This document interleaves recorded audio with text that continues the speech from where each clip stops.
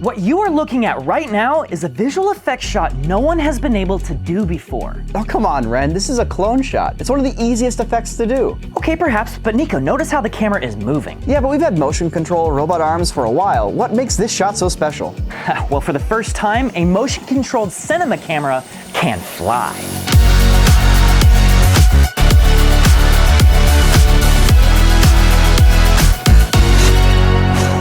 Okay, so to understand why this is a big deal, let's rewind all the way back to my very first VFX shot 17 years ago. Look at little baby me. This type of effect is so easy, you can use any video editing software. Just take a camera and put it on a tripod or a desk, table, doesn't matter.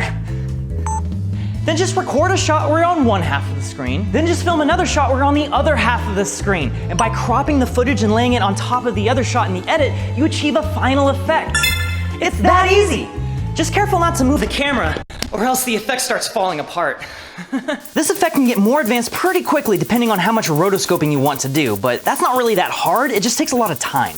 For a really complex version of this effect, let's look at the old school corridor film clock blockers. Sam and Nico were able to clone themselves into moving footage by using motion tracking. Now you have to track one shot into another to achieve this effect. However, this technique only works if the position of your camera is locked. You can still aim it up and down, left and right and whatnot, but you can't move it through 3D space. If you want to do that, you need a friggin' robot.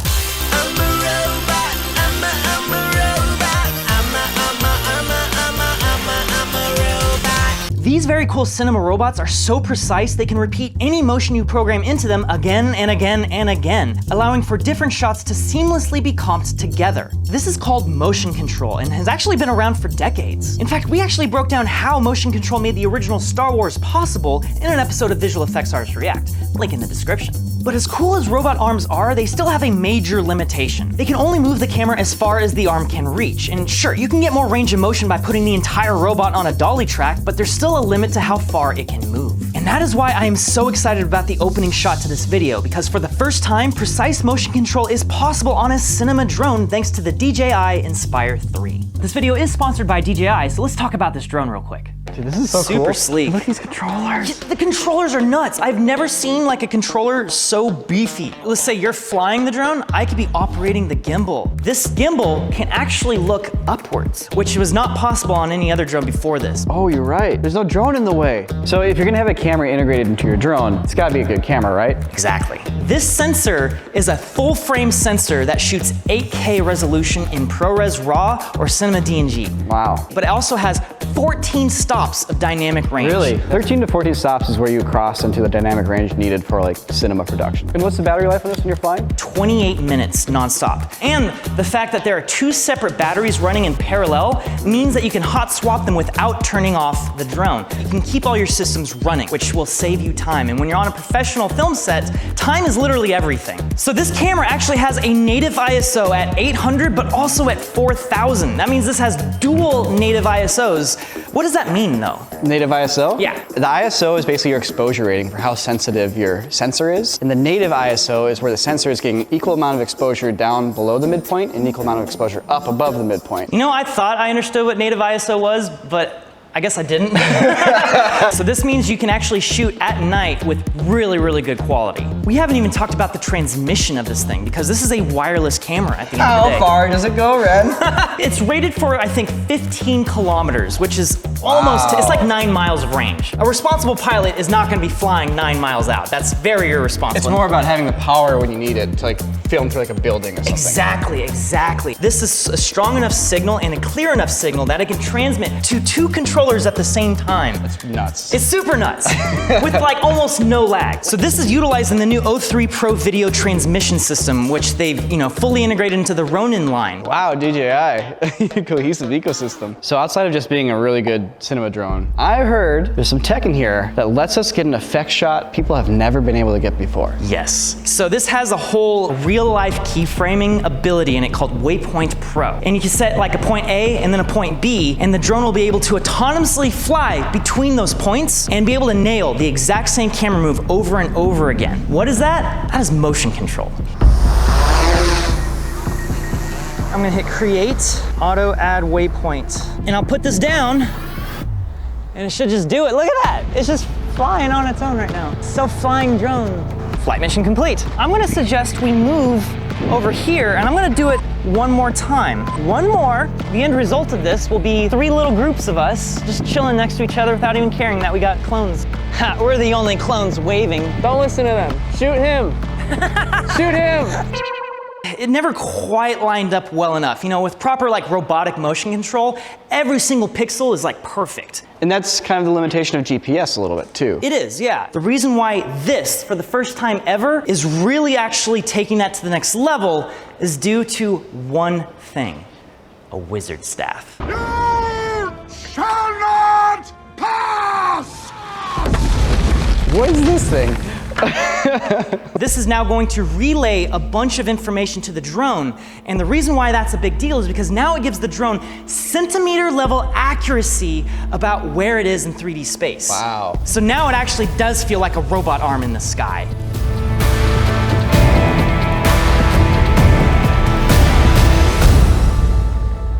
Now that you understand what it took to get here, let's go get that opening shot. This is how you do motion control with a drone. First, you set up your RTK system, design your camera routes, and then once we get to about right here, that's when it's your turn to just to start ripping.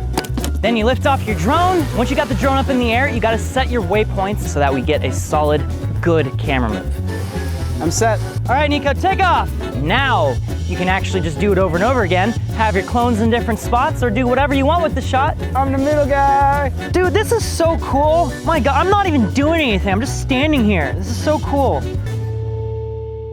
I'm getting a real appreciation for stop motion control from back in the day when they'd have to shoot everything onto film and it would take days to see if these expensive models that you blew up all lined up and moved correctly. But we'll know by Monday if these shots all line up.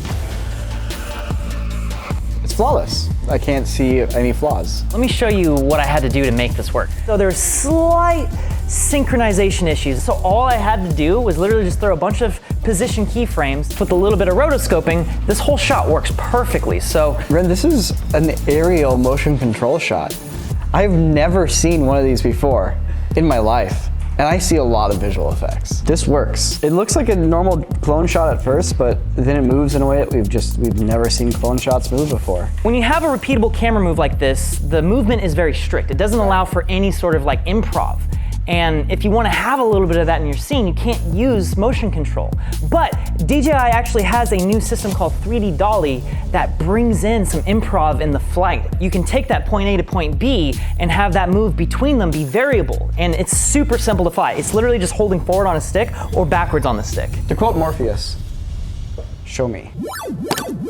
Staff has been placed, and I'll have you run out to here and curve left, and now you're going down the sidewalk. Don't get too close to it. Demonstrate good drone safety.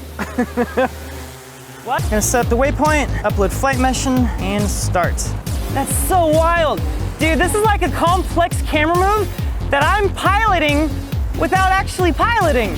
I'm just pressing forward to make it go. That's crazy how accurate it is. Yeah, I wanna have a moment where you stop and you're on the phone and you're like, what? And you realize you gotta move. Okay. That's something that you can't do with just a programmed camera move. All right, action. Oh, hold up, hold up, hold up. Got a car here. So I can actually make it go backwards. I'd already started the camera move, but I just hit back and I pushed the dolly back. It only goes when you push it. Ready? Yep. And action. Wait, what do you mean I'm auditioning to be a stunt double for Tom Cruise? They're watching me right now. They want to see how much I can sprint? All right.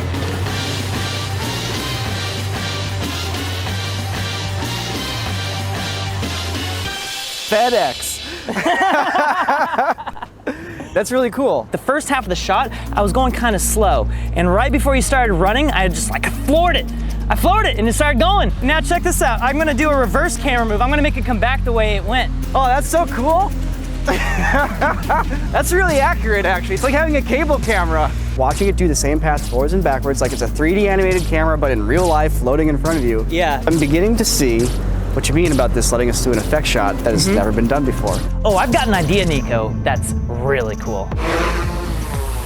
Sweet, my drone is in the air and I am streaming 8K video playback right now. Raw, by the way. So I made a camera move that is 5 keyframes long, and using a spreadsheet here, just subtracted 0.0007 from the latitude, about the width of the highway. So that way, by manually inputting the longitude and latitude for each of those points, the entire path is displaced by about 60 feet each time, I should end up with a super mega wide highway that has never seen the light of day on this planet. Let's head back up to the roof.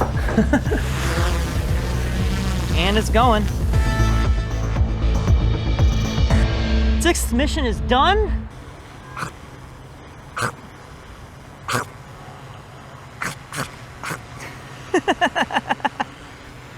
All right, I'm gonna land it. The shots are in the can. The next thing to do is to import the footage and start layering them up.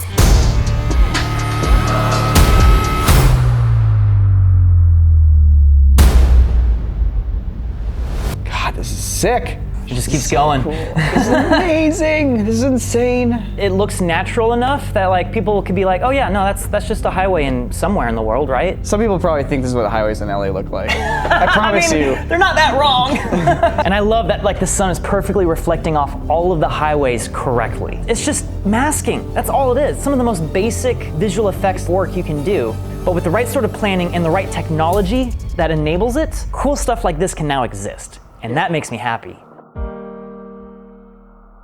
So we're done getting what we planned to get here, and now we're literally in the middle of golden hour. Dude, this thing is so sick. I was just doing that for fun. So much fun. You wanna see what a broken collarbone looks like? I did it less than a week ago. I'm getting surgery next week, so it's like, I don't care about comfort right now. This goes over my head. I broke it again. It's the other collarbone this time. Yes, I was one-wheeling. Shut up. That's why I'm not really one-wheeling too much, but all this flying has like totally reinvigorated my love for flying. I haven't really flown much over the last year. So, this is great. So I'm just gonna fly around and just get some more shots.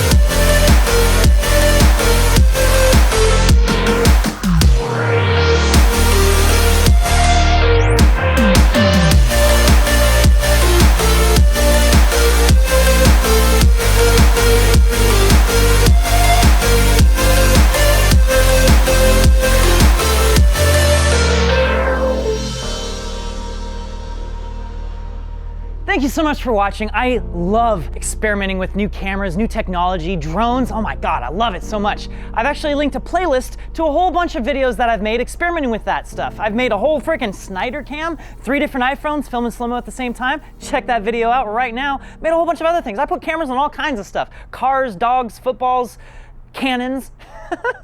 Check it out, you'll have a good time. Thanks for watching, I'll see you in the next one.